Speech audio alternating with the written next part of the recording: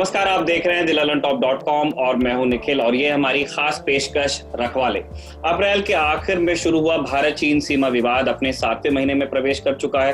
बार बार खबरें आती हैं कि सुलह होने वाली है और दोनों सेनाएं सीमा से पीछे हटेंगी, लेकिन डिसएंगेजमेंट बातों से आगे नहीं बढ़ पाता है। अब फिर एक बार डिसएंगेजमेंट प्लान चर्चा में है। क्या इस बार के प्लान में कोई दम है और क्या चीन पर हम भरोसा कर सकते हैं? इस बारे में बात करेंगे हमारे दोनों डिफेंस एक्सपर्ट्स संदीप उन्नीथन और शिव अरूर से। बहुत बहुत स्वागत है आप दोनों का। धन्यवाद निखिल। Thank you Nikhil. शिव, हम बिल्कुल इस लीड पे आपसे ही शुरू करना चाहते हैं। एक छोटा अपडेट हम अपने व्यूअर से शेयर करेंगे। एक सुर्खी है, 12 नवंबर को कलवारी क्लास की 5वीं पनडुब्बी आईएनएस वागीर को मुंबई के मजगांव डॉक में लॉन्च किया गया। इससे अभी नौसेना में शामिल होने में थोड़ा वक्त है, लगभग 1 साल लग सकता है। आईएनएस वागीर के बाद एक और स्कॉर्पियन क्लास पनडुब्बी है जिसे बनना है। इसके बाद प्रोजेक्ट 75 नौसेना का पूरा हो जाएगा। इस अपडेट के बाद अब लौटते हैं वापस अपनी लीड पे। शिव, मैं शुरू इसीलिए आपके साथ करना चाहता हूँ, आप एक काफी क्रेडिबल सोर्स हैं बिना सनसनी जो लद्दाख के डेवलपमेंट्स हैं उसको लेकर के। आपकी क्या इन्फॉर्मेशन है कि ये जो डिसएंगेजमेंट प्लान की बात चल रही है, हम बहुत बार सुन चुके हैं, हमारे व्यूअर्स भी पक गए होंगे कि आप कब तक बोलते रहोगे। ये बात दोबारा ये मतलब डिस्कशन में कैसे लौट गया है डिसएंगेजमेंट, जब हम मान के चल रहे थे कि ये लंबा खींचेगा? निखिल, पहले तो मैं ये बताऊंगा हमारे दर्शकों को कि ये जो खेल चल रहा है इंडिया और चाइना के बीच में लद्दाख में, वो बहुत लंबा चलने वाला है। डिसएंगेजमेंट की बात हो रही है और होती आ रही है बहुत हफ्तों से, बहुत महीनों से, लेकिन जो डिसएंगेजमेंट होगा जमीन पर वो नजदीक नहीं है, वो काफी दूर है अभी। वो तो पहली बात। दूसरी बात, ये बिल्कुल सही है कि बातचीत अभी काफी एडवांस स्टेजेस में है कि एक फॉर्मूला पर अगर दोनों साइड अग्री करें तो एक स्टेप वाइज, फेज वाइज एक डिसएंगेजमेंट अगर हो सके तो इसका एक प्रयास चल रहा है, म्यूचुअल प्रयास चल रहा है दोनों साइड से। लेकिन जो मुश्किलें हैं इन बातचीतों में निखिल, वो है कि क्या स्टेप्स हैं, वो कब होंगे और किस ऑर्डर में होंगे।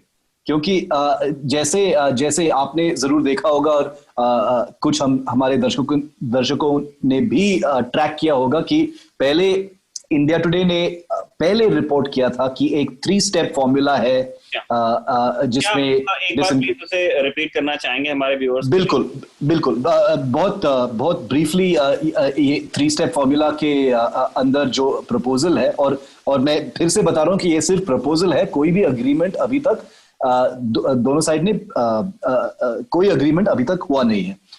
पहला स्टेप ये है कि जो टैंक्स और जो आर्मर्ड व्हीकल्स हैं उनको थोड़ा पीछे हटाया जाए एक ही दिन में, क्योंकि बहुत सारे डिप्लॉयड हैं अभी। और मैं सिर्फ पैंगोंग सेक्टर के बारे में बात कर रहा हूं, not all of eastern Ladakh. ये बहुत इंपॉर्टेंट चीज है, सिर्फ पैंगोंग सेक्टर में निखिल। दूसरा, जो ट्रूप्स, जो सैनिक तैनात हुए हैं दोनों साइड से लाइन ऑफ एक्चुअल कंट्रोल में पैंगोंग सेक्टर में, वो 3 दिन में वो सारे थोड़ा सा पीछे हट जाएंगे। कितना पीछे वो अभी तक तय नहीं हुआ है। और तीसरा जो है इंडिया का, जो इंडियन आर्मी के जो डिप्लॉयमेंट्स है साउथ पैंगोंग में, जो अगस्त और सितंबर में काफी प्रीएम्प्टिव एक्शन जो हुए थे और हमने भी बातचीत की है रखवाले पे, वो रिवर्स हो जाए और इंडियन फोर्सेस जो हैं चुशुल, रेजांगला सेक्टर्स में, वो पीछे हट जाए। तो ये एक 3 स्टेप, बहुत ब्रॉडली, काफी कॉम्प्लिकेटेड है मगर मोटा मोटा तो यही है 3 स्टेप फॉर्मूला। लेकिन जैसे आपने देखा होगा कि ग्लोबल टाइम्स ने बोला कि ये ऐसा बातचीत कुछ नहीं हो रहा है, और चाइना का ग्लोबल टाइम्स और दूसरे माउथ पीसेस जो हैं उनका कहना है कि ऐसा प्रायोरिटी बिल्कुल नहीं है, पहले इंडिया हट जाएंगे साउथ पैंगोंग से, उसके बाद ही बात बनेगी डिसएंगेजमेंट का। तो अभी तक बहुत मुश्किलें हैं जब तक अग्रीमेंट जो फॉर्मूला है इंडिया का, वो अभी तक चाइना को मंजूर नहीं है, और जो चाइना का जो फॉर्मूला है इंडिया को मंजूर नहीं है। तो अभी भी एक स्टेलमेट चल रहा है। मेरा मानना है कि शायद थोड़ा सा फॉरवर्ड मूवमेंट दिखाने के लिए शायद कुछ रिपोर्ट्स आए होंगे कि ये डिसएंगेजमेंट की बातचीत चल रही है, और वो बिल्कुल मेरा इंफॉर्मेशन ये है कि 8th राउंड ऑफ टॉक्स जो हुए थे चुशुल मोल्डो में, उसमें एक्चुअली ये फॉर्मूला के बारे में बात हुई थी, लेकिन at least as far as my information is concern कोई सॉलिड जो ब्रेक थ्रू है वो नहीं हुआ है अभी तक। निखिल, ठीक है। संदीप शिव बता रहे थे उस प्लान के बारे में, जिसके बारे में उनकी जानकारी को भी उन्होंने बांटा हमसे, कि 8वें दौर की जो बातचीत थी उसमें डिस्कस हुआ। मैं ये समझना चाह रहा हूँ और चाहता हूँ कि हमारे दर्शक ये जाने कि ये सारी डिस्कशंस किस लेवल पे हो रहे हैं, बिकॉज हमने ये देखा है 8 राउंड्स अभी तक हो गए हैं। हम ये जानते हैं कि जो कोर कमांडर लेवल टॉक्स होते हैं वहां पे बहुत ज्यादा चीजें हम जो कोई ब्रेक, जैसे शिव कह रहे थे, कोई ब्रेक थ्रू हम अचीव कर नहीं पाते हैं किसी भी बारे में। तो ये जो डिसएंगेजमेंट फॉर्मूला पे अब फिर से बात चल रही है, ये किस लेवल पे बातचीत चल रही है चीन से, क्या इस बारे में हमारे पास कोई जानकारी है? निखिल, एक तो मिलिट्री लेवल पे तो टॉक्स हो ही रहे हैं, उसके अलावा नेशनल सिक्योरिटी एडवाइजर ने भी टॉक्स किए हैं अपने वांग, ये उनके काउंटर पार्ट वांग से, मिस्टर वांग से, और जयशंकर ने भी अपने फॉरेन मिनिस्टर से भी उन्होंने टॉक्स किए हैं। तो इस सारे टॉक्स के अलावा ये फॉरेन मिनिस्टर जयशंकर ने भी ये कहा कि कुछ गुप्त टॉक्स हो रहे हैं, हम उसके बारे में बात नहीं कर सकते हैं इस वक्त। आपको याद होगा करीब 1 महीने पहले, तो शायद ऐसे टॉक्स हो रहे हैं जिसका हमें पता नहीं है, बैक चैनल टॉक्स हो रहे हैं, ये मिलिट्री टॉक्स के अलावा।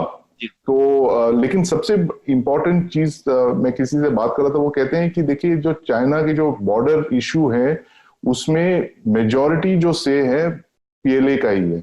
जो भी हमको बात करना है पीएलए से बात करना होगा।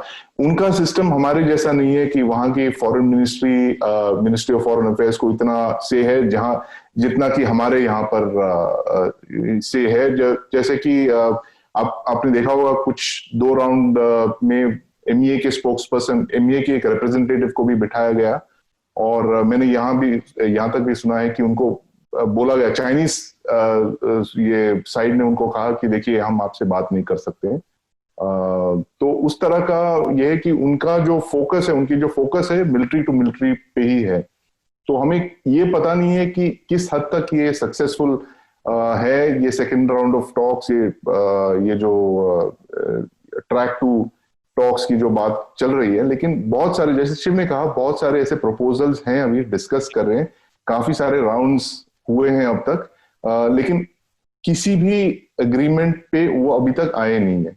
और बहुत ही एक इम्पॉर्टेंट, एक तरह से एक हार्ड स्टॉप है इस पर, एक डेडलाइन टाइप का है कि दिसंबर में ये जब पूरी तरह से विंटर सेट हो जाएगी तब दोनों पासेस ब्लॉक हो जाएंगे, तो फिर इसका कुछ एक्चुअली ज्यादा कुछ फर्क नहीं पड़ता, क्योंकि कैसे फौज, बिल्कुल आपके ट्रूप सब उसी थिएटर में ही रहेंगे। तो अगर आपको कोई डीएस्केलेट करना हो तो अब वक्त है।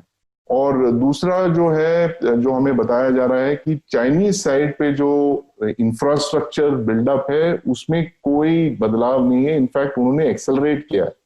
उनकी जो इंफ्रास्ट्रक्चर है, कंटेनर्स आ रहे हैं, इंफ्रास्ट्रक्चर बना रहे हैं, विंटराइजेशन की जो बात चल रही है वो फुल स्केल पे चल रही है चाइनीज साइड पे। तो उनको ये नहीं लगता है कि इससे कुछ ज्यादा कुछ फर्क पड़ रहा है, या चाइनीज कुछ विड्रॉल टाइप की वो कुछ कोई सिनारियो है उस तरफ। पूरी तरह से उनकी इंफ्रास्ट्रक्चर बनी हुई है, और उनको ये भी लगता है कि अगर वो पीछे हटे भी तो फिर वापस आने पे उन्होंने ऑलरेडी वो सारा इंफ्रास्ट्रक्चर बनाया रखा है वहां पर उनके साइड पे। परमानेंट स्ट्रक्चर्स हैं, बिल्कुल बहुत सारे परमानेंट स्ट्रक्चर्स बनाए हैं, तो कुछ ज्यादा फर्क नहीं पड़ता है। उन्होंने काफी सालों से इस पे ये कर रहे थे, और आज मतलब in the last couple of months उन्होंने इसको एक्सेलरेट किया है। तो दैट इज अनदर प्रॉब्लम जो हमारे साइड में देखा है। और तो फाइनल जो है एक वेरीफाइबिलिटी और ट्रस्ट की जो बात है, वो एक बहुत इंपॉर्टेंट फैक्टर है इसमें, कि हमें ये पता नहीं है कि अगर इंडियन आर्मी कहती है कि हम अगर कैलाश रेंज से अगर वापस पीछे हट जाते हैं तो, और वो कहते हैं कि आप पेट्रोलिंग नहीं कर सकते यहाँ पर, अगर आपने पेट्रोलिंग नहीं किया वहां पर तो क्या गारंटी है कि कल चाइना आके ये सारे पीक्स पे जिसमें आप बैठे हैं उस पे वो कब्जा कर लेंगे। हम बिल्कुल तो इस कैलाश वाली जो चीज है संदीप, हम बिल्कुल इसको अलग से डिस्कस करना चाहते हैं आपके साथ में, उसको हमने रखा हुआ है। जब हम एक एक करके जितने भी मतलब पॉइंट्स ऑफ फ्रिक्शन थे हमारे, हम उनको डिस्कस करेंगे। शिव, आपके पास हम लौटते हैं और हम ये जानना चाहते हैं कि हमारे पास, हम दावा नहीं कर सकते हैं कि कोई कॉपी है उस प्लान की, बट हमने ज्यादातर जो सुना है सोर्सेस से वो यही है कि आप फिलहाल पैंगोंग सो की बात कर रहे हैं। मैं ये जानना चाहता हूं कि पैंगोंग सो को चुनने की क्या वजह थी और बाकी फ्रिक्शन पॉइंट्स का क्या होगा अगर हम पैंगोंग सो से शुरू करते हैं तो। देखो निखिल, यह बहुत अच्छा सवाल है और पैंगोंग सो एक फोकस एरिया बन चुका है, क्योंकि यहाँ पर जो दोनों साइड के सैनिकों के बीच में जो प्रॉक्सिमिटी जो है इतना कम है कि यहाँ पे टेंशन काफी ज्यादा बढ़ गया है। अर्ली अगस्त, लेट जुलाई अर्ली अगस्त, गलवान सेक्टर में जो हिंसा हुआ था, वो ब्लडशेड जो हुआ था जून 15 के बाद, एक काफी टेंस काम था अक्रॉस सेक्टर्स। लेकिन पैंगोंग सेक्टर में जो डिप्लॉयमेंट लेवल जो था पीएलए का, वो काफी ज्यादा था, क्योंकि ये एक स्ट्रेटेजिकली सेंसिटिव एरिया भी है। और इस जगह में अगस्त के बाद, जैसे मैंने बताया था कि यहाँ पे भारतीय सेना ने काफी प्रोएक्टिव मेजर्स लिए थे, जैसे संदीप ने भी बताया कि कुछ डोमिनेंट हाइट्स लिए थे। और ये जो एक्शंस थे वो काफी अनएक्सपेक्टेड थे चाइना के लिए, अनएक्सपेक्टेड थे, और वो स्ट्रेटेजिकली उनको एक स्ट्रेटेजिकली डिसएडवांटेजेस पोजीशन में डाल दिया था। और ये चाइना को बिल्कुल पसंद नहीं था, क्योंकि जब ये स्टैंड ऑफ शुरू हुआ था अप्रैल मई में निखिल, और अगस्त तक सब कुछ जो चल रहा था वो चाइना के स्क्रिप्ट से चल रहा था। अगस्त में कुछ बदल गया था जब इंडिया ने पहली बार कुछ प्रोएक्टिव प्रीएम्प्टिव मेजर्स लिए थे। और जब वो मेजर्स लिए गए थे गुरुंग हिल, मगर हिल, रेजांगला, इस एरिया में स्ट्रेटेजिकली कुछ बदल गया था और फोकस बिल्कुल शिफ्ट हो गया था इधर, क्योंकि अब चाइना के जो स्ट्रेटेजिक एस्टैब्लिशमेंट्स थे, मोल्डो गैरिसन में हाईवे N29 जो है, सारा जो अचानक वल्नरेबल हो गया था, वो इंडियन पोजीशंस को दिख रहा था, और हमला कर सकते थे इंडियन पोजीशंस अगर चाहे तो एक पावर बैलेंस छोटा सा, मैं नहीं बोल रहा हूं कि पूरा पावर बैलेंस शिफ्ट हो गया था, लेकिन छोटा सा कुछ एडवांटेज इंडिया को मिल गया था साउथ ऑफ पैंगोंग में।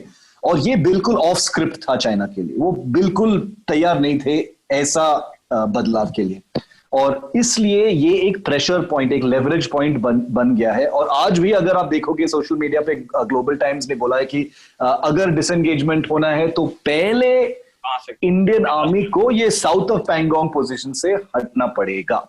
तो मैंने भी एक ट्वीट डाला है इस पे कि ये साबित करता है, फिर से साबित करता है कि जो इंडियन पोजीशंस जो हैं और इंडियन एक्शंस जो थे अगस्त में, वो कितने महत्वपूर्ण हैं, कितने स्ट्रेटेजिकली सेंसिटिव हैं, और कितना एडवांटेज है इंडियन आर्मी को उस एरिया में, और कितना चोट नहीं लेकिन कितना डिसएडवांटेज पहुंचा है चाइना को उस इलाके। तो इसलिए पैंगोंग एक फोकल पॉइंट बन गया है निखिल। लेकिन आपका सवाल बिल्कुल अच्छा है, और मैंने मेरे शो पे भी ये सवाल उठाया कि ये सिर्फ पैंगोंग है, ये सिर्फ एक छोटा सा इलाका है। जो स्टैंड ऑफ का जो फ्रंट लाइन है वो 800 किलोमीटर लंबा है। हॉट स्प्रिंग्स है, गोगरा पोस्ट है, गलवान भी है, अभी डेप्सांग भी है। डेप्सांग जो एक एक्चुअली कंपैरेटिवली अगर आप कंपेयर करोगे तो डेप्सांग एक्चुअली सबसे बड़ा फ्रिक्शन पॉइंट है अभी। तो ये सब है अभी। तो अगर हम डिसएंगेजमेंट के बारे में बात भी करेंगे, अगर एग्रीमेंट रीच भी करेंगे, ये सिर्फ और सिर्फ पैंगोंग के बारे में है। और इसलिए मैं बोल रहा हूं कि जो लोग शायद गुड न्यूज समझ रहे हैं, जश्न मना रहे हैं कि अरे दिवाली आ गई और डिसएंगेजमेंट हो जाएगा, ऐसा बिल्कुल नहीं होगा। ये सिर्फ पैंगोंग के बारे में है, और वो भी पैंगोंग में भी ये एग्रीमेंट मेरा मानना है कि वो नजदीक नहीं है। ठीक। अब संदीप हम वापस आना चाहते हैं और एग्जैक्टली हम वहीं जाएंगे जहां आप कह रहे थे। आप हमारा एनसाइक्लोपीडिया है हिस्ट्री के को लेकर के, जितना हमारा अनुभव रहा है, मैं समझना चाहता हूं कि इस बात को लेकर के जितने हमारे वेटरन्स हैं उन्होंने काफी सवाल उठाए हैं कि अगर आपका डिसएंगेजमेंट प्लान ये है कि आप फिंगर 8 पे जाइए फोर्स से, ठीक है, और हम जो आपका साउथ ऑफ पैंगोंग है हम वहां से पुल बैक हम लोग करेंगे। कई लोगों ने टिप्पणी की है कि आप कैलाश रेंज को क्यों, आप जो आपने अब जाके ऑक्यूपाई किया, आप वहां से पीछे क्यों हटना चाहते हैं? क्या हिस्ट्री में ऐसे कोई उदाहरण है जो ये स्थापित करते हैं, चाहे हो सकता है सिरो इंडो वॉर से हो सकता है, कि क्या महत्व है कैलाश रेंज पे बने रहने का, और क्या इस तरह के किसी प्लान की कल्पना हो सकती है जिसमें हम अपने इंटरेस्ट के लिए कैलाश रेंज पे बने रहें और इसके साथ हम किसी तरह के डिसएंगेजमेंट की कल्पना करें? निखिल, कैलाश रेंज जो है एक लो हिल्स है उस south of the Pangong Tso lake area, और वहां से आप जहां पे आप खड़े हो वहां से आप बिल्कुल तिब्बत के अंदर देख सकते हैं। G219 तक की पहुंच है, मतलब सर्वेलेंस डिवाइसेस से, और आप वो मोल्डो गैरिसन जो है वहां पे उसको डोमिनेट कर सकते हो। तो जैसे मिलिट्री में सारा जो खेल है पूरे हाइट्स का ही होता है। जैसे आपने देखा डोकलाम में भी वो ज्यादा उतने थ्रेटन नहीं थे चाइनीज एडवांस से, जब तक कि वो जामफेरी रिच तक नहीं पहुंच रहे थे। तो उनको लगा कि अगर चाइना रोड बनाती है भूटान के अंदर से तो फिर वो रिज पे जा सकते हैं, और फिर रिज पे वो एक हाइट पे पहुंच जाएंगे, उनको एडवांटेज मिल जाए। क्योंकि अब जो है डोकलाम पे चाइना जो है वैली के ये एक प्लेटो है, और ये प्लेटो को ओवरलुक करती है इंडियन पोजीशंस पूरे, एक तरह से वो घेर चुके हैं वो डोकलाम एरिया को। तो ये सारा जो माउंटेन वॉरफेयर में है, it's all about the Heights. जैसे कारगिल में भी हमने देखा है कि वो पाकिस्तानी सेना आके वो हाइट्स को कैप्चर कर लिया और वहां से वो टारगेट कर रहे थे हाईवे को। तो बिल्कुल इसी तरह ये कैलाश रेंज जो है, आप अपने दर्शकों को भी दिखा सकते हैं इसकी एक मैप, जिससे हम देख सकते हैं किस तरह से ये डोमिनेट करती है वो पूरे चुशुल एरिया को। और चुशुल जो है अभी से नहीं, कई सदियों से एक इन्वेजन कॉरिडोर की तरह यूज किया जाता है। एक हमारे जो पुराने एक जनरल थे जोरावर सिंह, जो खालसा एम्पायर के एक सरताज थे, जनरल थे, डोगरा रूलर्स के भी वो एक जनरल थे। उन्होंने जब तिब्बत पे आक्रमण किया था तो ठीक वो चुशुल से ही गए थे late 19th century, early 19th century में। तो ये एक वाइटल कॉरिडोर की तरह देखा जा सकता है। और 1962 में भी जब चाइना ने अटैक किया था, बिल्कुल यहीं पे आके वो रुक गए थे। उनका जो क्लेम लाइन जो है करीब यहीं पर एंड होती है, ये फिनिश होता है ये। तो ये एक बहुत ही एक वाइटल एक एरिया है जो पहली बार 1962 के बाद इंडियन आर्मी अब उस जगह पे जाके वो बैठ गए हैं। उन्होंने पोस्ट बनाए हैं जो उन्होंने वेकेट किए थे 1962 में, और 1962 के बाद किसी ने वहां पे पेट्रोलिंग नहीं किया। तब शायद एक दो बार लोग जाके देखे थे हमारे पोजीशंस, लेकिन वहां पे कोई प्रेजेंस नहीं था। तो अब आर्मी का ये कहना है, देखिए ये कैलाश रेंज जो है एक स्ट्रेटेजिक एक एडवांटेज दे दिया है हमें कि हम पहली बार वहां पे है, डोमिनेट कर रहे हैं हाइट्स को। और कई और चाइना ने इस तरह की रिएक्शन नहीं किया जहां जैसे कि उन्होंने चुशुल एरिया में किया, जैसे टैंक्स उन्होंने मूव किया है फॉरवर्ड। तो आप इससे एक अनुमान लगा सकते हैं, एक अंदाजा कर सकते हैं कितना वो थ्रेटन फील कर रहे थे जब ये प्रीएम्प्टिव मूव इंडियन आर्मी ने किया था 29 अगस्त को। तो इससे जाहिर होता है कितनी इंपॉर्टेंट है ये चुशुल, ये जो कैलाश रेंज जो है। अब आर्मी ये कहती है कि देखिए आप इसको, और बहुत सारे रक्षा विशेषज्ञों का भी ये मानना है कि आप इसको नॉर्थ पैंगोंगसो वाले इससे मत जोड़िएगा, आप सीधे देप्सांग के इस पे उसको लेवरेज कीजिए, क्योंकि देप्सांग की जो है एक दूसरी एक स्ट्रेटेजिक उन्होंने एडवांटेज ले लिया है वहां पे। देप्सांग प्लेन्स जो है वो सब सेक्टर नॉर्थ की तरफ पड़ता है, जो एक 900 करीब 900 स्क्वायर किलोमीटर एरिया है, और एक बहुत ही एक स्ट्रेटेजिक एरिया जहां पे चाइना ने हमको डिनाई कर दिया है पेट्रोलिंग करने से। लेकिन आर्मी का ये मानना है कि देखिए वो इट प्रीडेट्स द मे इंकर्जन्स, उस मई से पहले हुआ था ये, तो इसको हम सेपरेटली लेंगे। लेकिन हमारे दूसरे जो डिफेंस एक्सपर्ट्स कहते हैं कि नहीं, आपको दोनों को साथ में देखना पड़ेगा, क्योंकि ये इन दोनों एरियाज में बराबरी नहीं कर सकते, नॉर्थ पैंगोंग सो और साउथ पैंगोंग सो में। अगर आपको कुछ करना है तो you have to link Depsang to this thing, तभी कुछ बात बनेगी इससे। तो it is a very very vital move. जैसे शिव कह रहे थे कि हमने पहली बार गेम को थोड़ा चेंज कर दिया, हालांकि ये हमारे एरिया ऑफ परसेप्शन में ही पड़ता है, लेकिन ये फॉरवर्ड मूव से इंडियन आर्मी को कुछ एडवांटेजेस मिले हैं, जो लोग कहते हैं कि देखिए हमें इसको जल्दी गंवाना नहीं चाहिए। ठीक बात है। संदीप, आपकी बात से ही हमको इस बात, आपने देप्सांग मैदान का जिक्र किया, ये हमारे दर्शकों को हम पहले रखवा ले कि पिछले एपिसोड में भी बता चुके हैं, जो आप भी कह रहे थे कि देप्सांग को इस पूरे विवाद से अलग रखा जाता है कि वो एक अलग विवाद है जिसे डील किया जाना है, लेकिन उसको डिस्कस किया नहीं जा रहा था उतने फ्रंट फुट पे आके। क्या आपको जो इंडियन थिंकिंग है, जो सजेस्ट आप कर रहे थे अभी, क्या आपको इंडियन थिंकिंग में उस तरह का बदलाव देखने को मिल रहा है कि आप देप्सांग को इसके, क्योंकि आज नहीं करोगे, कल करोगे, परसों करोगे, आपको कभी तो देप्सांग उनके साथ डिस्कस करना ही है। तो अगर आपके यहाँ के फ्रिक्शन पॉइंट्स पे अगर देरी बढ़ती जा रही है, तो क्या फिर आप इंडेफिनेटली देप्सांग आप डिस्कस ही नहीं करोगे? अगर आपने इस तरह से बना दिया कि पहले यहाँ करना है और फिर बाद में देप्सांग जाना है, तो क्या इस तरह का कोई रीथिंकिंग है कि अब इसे लिंक करके आप इसके साथ आगे बढ़ें? निखिल, मैं नहीं कह सकता हूं कि क्या हो रहा है वो टॉक्स में, क्योंकि हमें अभी भी पता नहीं है कि एग्जैक्टली क्या डिस्कस हो रही है, लेकिन ऐसे बहुत सारे मिक्स्ड वॉइसेस आ रहे हैं। एक तो गवर्नमेंट के जो राय है वो कहती है कि ये दो अलग मामले हैं, देप्सांग अलग है और ये फ्रिक्शन पॉइंट्स बिल्कुल अलग है।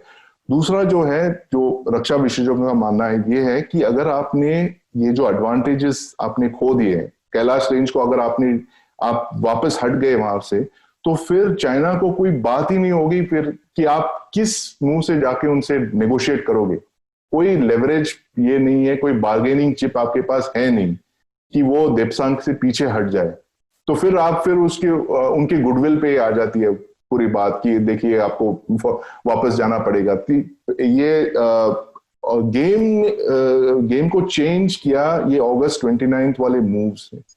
तो हमें एक्चुअली ये पता नहीं है कि क्या सरकार वाकई उसको यूज कर रही है या फिर उसको अलग मान रही है, जैसे कि एक आर्मी के जो एक मानना है कि ये दोनों अलग अलग ही है, लेकिन मेजॉरिटी का जो ये डिफेंस एक्सपर्ट्स का ये मानना है कि you have to use this to leverage something in Depsang, otherwise उनका कोई ये नहीं है कि आपसे बात करते जाएं इस मामले पे। ठीक है शिव, हम आपके पास लौटना चाहते हैं। हमने एक और हम दावा नहीं कर सकते हैं, लेकिन जिस तरह की रिपोर्ट्स हैं कि जो बफर डिस्कस हो रहे हैं दोनों सेनाओं के बीच में इस रिपोर्टेड प्लान में, ये मुझे खूब मिला। कई जगह ये बात मैं देख पाया कि वो बफर्स इंडियन साइड पे हैं, और इस चीज को लेकर भी काफी सवाल उठाए गए हैं कि आप सारे बफर्स आप अपनी टेरिटरी में क्यों एक्सेप्ट कर रहे हो। टेरिटरी नहीं, जो आपका परसेप्शन है आप उसके अंदर क्यों ले रहे हो। बफर तो एक न्यूट्रल होना चाहिए, आप भी जाइए हम भी जाते हैं, दोनों के बीच में बफर रहेगा। क्या जानकारी है आपके पास, क्या इस तरह की कोई बात हो रही है? बिल्कुल, ये जो बफर जो है ये सेंट्रल चीज होगा, क्योंकि अगर आप सैनिक और कॉम्बैट व्हीकल्स और टैंक्स को थोड़ा पुल बैक करोगे तो एक बफर जोन तो क्रिएट ही होगा।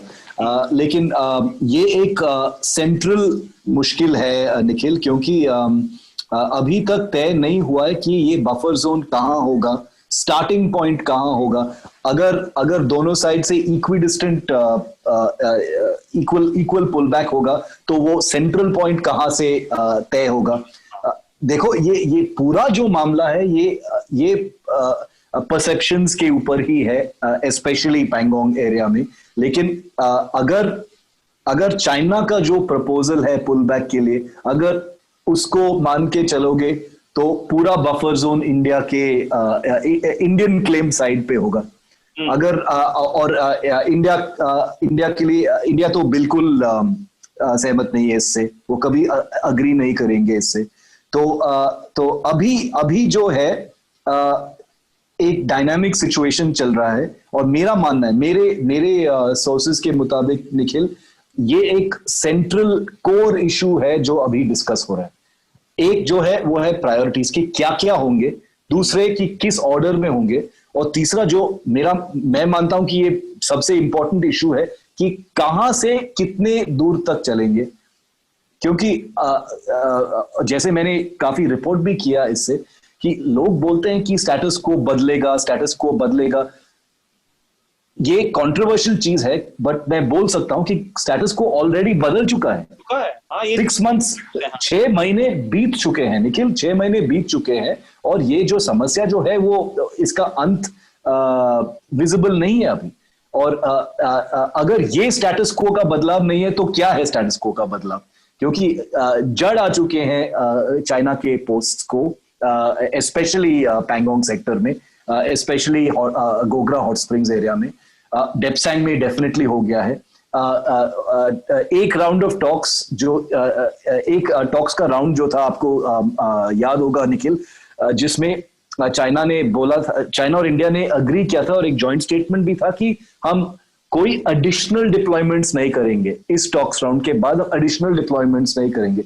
मेरा इंफॉर्मेशन है कि उस टॉक्स राउंड के बाद एक एडिशनल ब्रिगेड चाइना ने डिप्लॉय किया था डेप्सैंग में। तो ये ऐसे मुल्क के साथ आप नेगोशिएट कर रहे हो कि मोडेलिटीज क्या होंगे डिसएंगेजमेंट के। तो मेरा एक दोस्त है सेना में जो बोलता है कि आप जो भी अग्री करोगे आप ट्रस्ट कभी नहीं कर सकते हो, और जो मोडेलिटीज होंगे वो कागज पे लिख के रेटिफाई होंगे, पॉलिटिकल लेवल पे, मिलिट्री लेवल पे, जो कुछ भी हो सकता है। चाइना के लिए ये सिर्फ एक कागज है। अल्टीमेटली जैसे संदीप ने बोला कि पीपल्स लिबरेशन आर्मी, पीएलए जो है, जो शी जिनपिंग पर्सनली कमांड करता है, अगर उस पीएलए का ही इंटेंशन था कि ये सब करने के लिए, तो आपको, हमको और सबको सोचना चाहिए कि वो अभी डिसएंगेज क्यों करेंगे और वो कैसे करेंगे, और इसलिए ट्रस्ट इतना कम है अभी। संदीप, एक आखिरी चीज हम आपसे और समझना चाहते हैं और उसके बाद फिर हम कंक्लूड करना चाहेंगे। पेट्रोलिंग राइट्स को लेकर भी एक बहस है कि जब आप अग्रीमेंट पे, जब आप कभी भी जाकर के अग्री करोगे, उसमें फिर आपका पेट्रोलिंग का मॉडल क्या होगा, आप कैसे पेट्रोल करोगे, कहां तक पेट्रोल करोगे।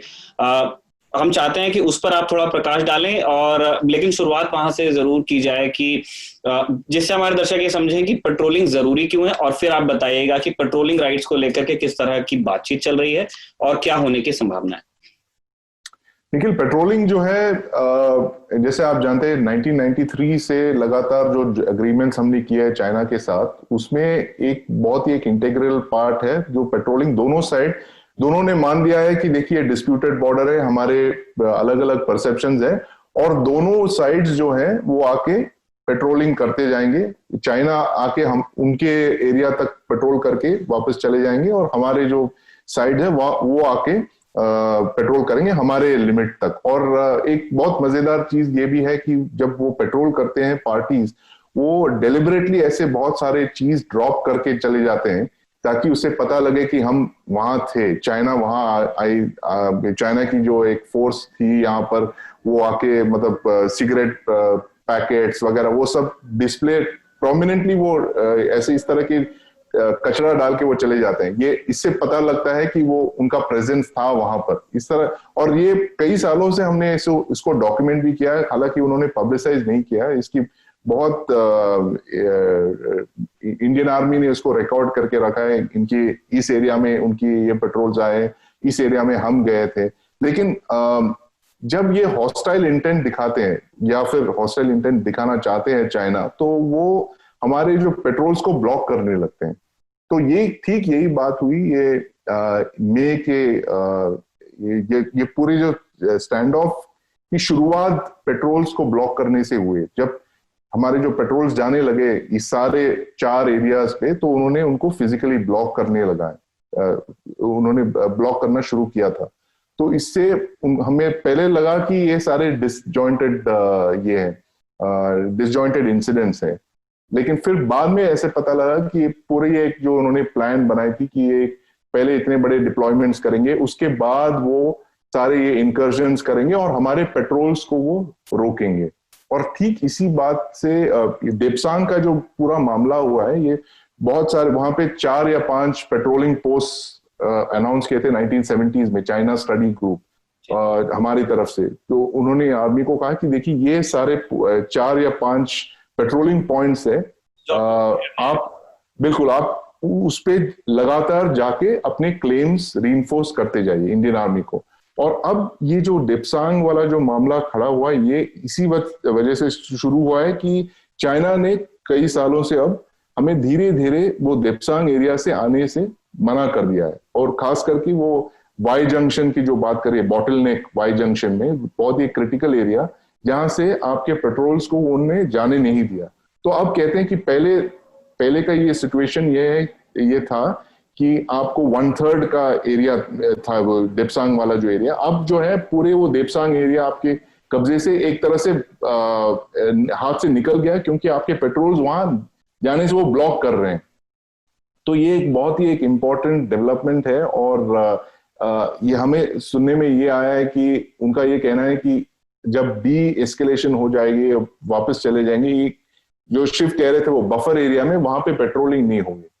तो इससे एक हमको ऐसे इस तरह से एक ये लगता है कि ये जो टेरिटरी हम क्लेम करते जा रहे थे हमारे पेट्रोल से, ये हमारे हाथ से निकल सकता है।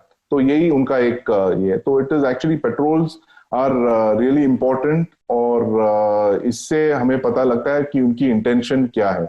उनकी इंटेंशन एक्चुअली ओवरऑल अगर आप देखोगे निखिल, ये कि उनके सारे क्लेम लाइंस वो रीइंफोर्स करना चाहते हैं पूरे लद्दाख, ईस्टर्न लद्दाख में, क्योंकि इस तरह से वो हमने वहां पे जितने डिफेंसेस बनाए हमने कई सालों से, चाइना ने उतने डिफेंसेस अब तक नहीं बनाए थे। और अब जैसे कि फिंगर 4, फिंगर 8 उन्होंने हमें पीछे धकेलने की कोशिश की है वहां पे। अब ये भी कहा जाता है कि आप फिंगर 2 तक भी नहीं आ सकते हैं, तो दैट इज द थिंग। उन्होंने सारा इंफ्रास्ट्रक्चर सब बनाया है, वो अपनी क्लेम लाइन पूरी तरह से रीइंफोर्स कर रहे हैं लद्दाख में।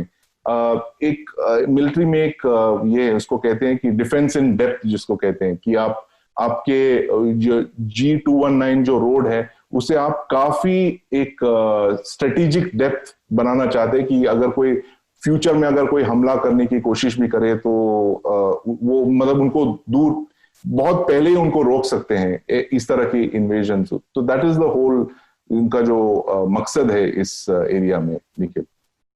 शिव, हम कंक्लूड करना तो चाहते थे, लेकिन उनकी बात से एक चीज मुझको समझ में आई। संदीप बता रहे हैं कि पेट्रोलिंग राइट्स के जाने की बात हो रही है।